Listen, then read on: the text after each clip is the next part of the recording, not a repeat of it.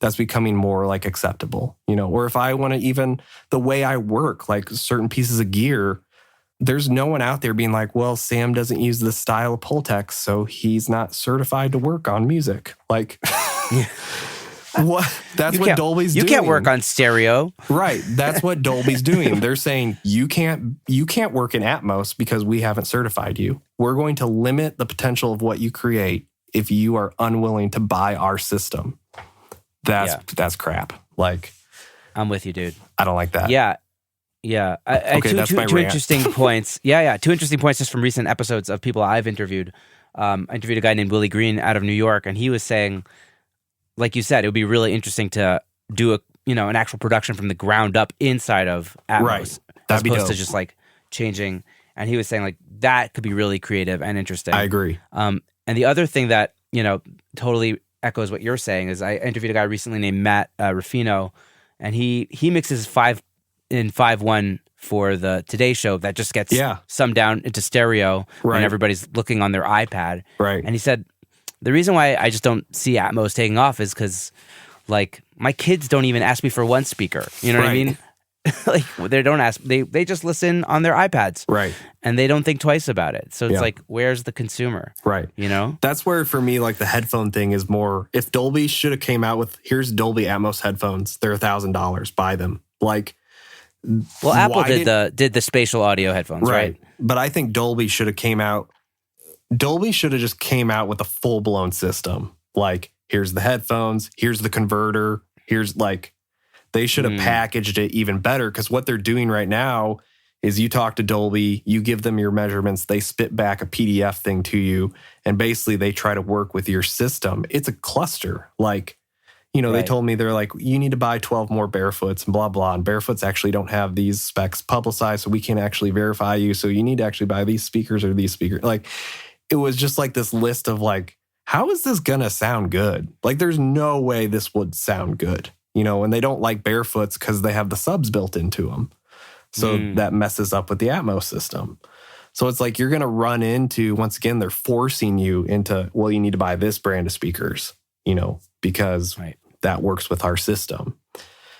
I think all that is just like hot garbage. Like, I think at the end of the day, those people are not being like, it's not a conspiracy theory. They're not there like, oh, like, let's really manipulate. But I think from a business standpoint, they're like, no, this is great. We can really force people to have our system, which will make us a lot of money. And if you buy their system, I'm not saying it won't sound good. I'm just saying this kind of monopoly approach is never been good for art. It usually ends in a format that doesn't catch on too. Like, whenever you try to force often like with that. Dolby, right? Right. Yeah. Well, yeah. But yeah, I mean, I think, in my perfect world, Dolby comes out, Logic comes out with like an update with Atmos built in, like even more so beyond like just having, like, I have the Dolby plugins that run with Logic, and somebody comes out with like the official headphone that you can be certified on. They've got to open it up to the creatives to be able to really, if this is going to catch on, it's got to be accessible for the kid who's in an apartment in his closet making records, Because that's where we're at right now. That's the state of the industry. It's like creatives figuring out how to get a Focusrite to sound okay, and in their bedroom doing whatever.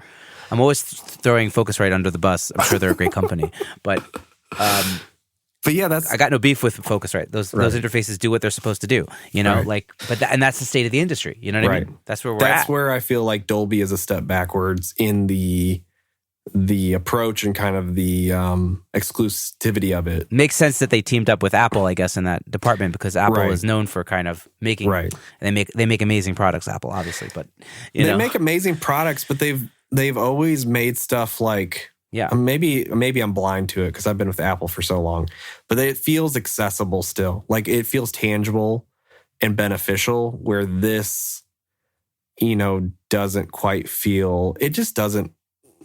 I'm speaking about feelings, so whoever's listening can interpret it, but it doesn't feel right to me. Like it feels strange the way it's been rolled out. It feels strange with the way the labels are approaching it.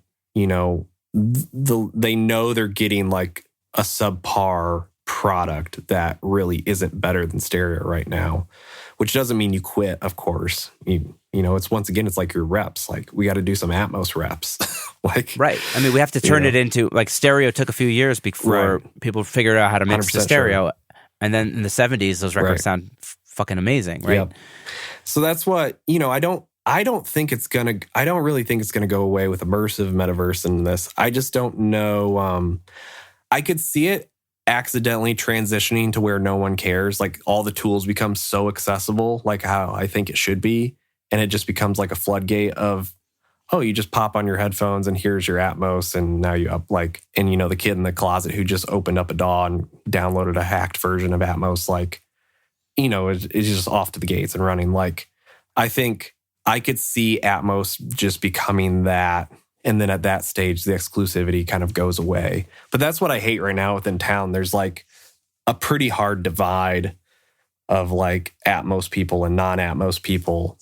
You know, most the people I know don't like working in it because they're not comfortable or confident in it, which is correct. Like, I've got mixers mixing in Atmos who are amazing mixers in stereo, knock it out of the park, do hit records, and now they're just like, I'm guessing. I don't know. Like, should the bass go left center? Like, you know, and should I put the vocal top right and then have it float from the ceiling, you know, feeling from the above you to the ground? Is that correct? You know, is that what we should be doing? You know, there's no right answer. Right. I mean, it's cool because people could, you know, make that statement of like, this is, you know, this is a chance for young engineers to kind of see, and that's what I think needs to happen. Like I said that I think before, was like, I need the 13-year-old SoundCloud rapper to be able to get a hold of this thing, abuse it, misuse it, put something out, and be like, holy crap, I didn't know I ever wanted 808s to like fly up to down, top to bottom. Like, I didn't know I wanted that, you know? Right. For example, yeah. I think when we get to that spot, you know, that's usually how technology becomes like consumable, cool, or whatever, catches on finally when someone just misuses it. So I don't know. We'll see what happens. Like, I'm not like looking to, also Atmos mastering is like, I know there's a couple guys who claim to be Atmos mastering engineers. I don't know if I believe in that yet still. Outside of, you could say you have the same job of like being an unbiased opinion of it. But why is your opinion more valid than the mixer? You're both on Atmos 1. Like, as the master engineer, you haven't, once again, heard more, like you haven't, you know, it's kind of everybody's on like Atmos 1.0. Which once again, I guess you could just say, well, they're just learning. They're getting their reps in. But I don't know, the mastering for Atmos, I think, is a strange topic. And really, I think it's not a thing, in my opinion. Like, it's outside of, if someone wanted me to come sit in an Atmos room and just give my opinion, they play me the mix, I say, well, that's felt strange. Like, your guitar hit me in the ear. Like, you know, like outside of that, you know, it's the technical funness. For me, what I love about mastering in stereo format doesn't exist in Atmos. So that leaves a question mark for me with it. Of like, what do you mean exactly? Well, it makes me feel like I don't want to get into it. Like, if they're not going to, what do you love about stereo mastering that you think doesn't exist there? I don't think the tools or the hardware, like hardware for Atmos, is like, you're not going to do it. you know, it's just not tangible to have 12 massive passives. You know, and it's not going to be possible to have these tangible, fun things that I enjoy, you know, the way they sound. So I think, you know, and that's a personal thing. There's people that work in the box who are probably like, this is awesome. I don't need anything, you know? Yeah, sure. But for me personally, like, Atmos doesn't really appeal to me because it kind of eliminates what I originally love about the tangibility of the format I work in and how I work. So, you know, if Atmos becomes something that is, this is the only format we need, then I might start my pizza shop early. Or you might change your mind. Or I might change my mind, which I'm allowed to do. You know, I could get... Of course. It could get really accessible and like things could shift and like great headphones could come out for it and tools get easier to work with, and there's some standards or references. And then I might go, this is awesome. This is great.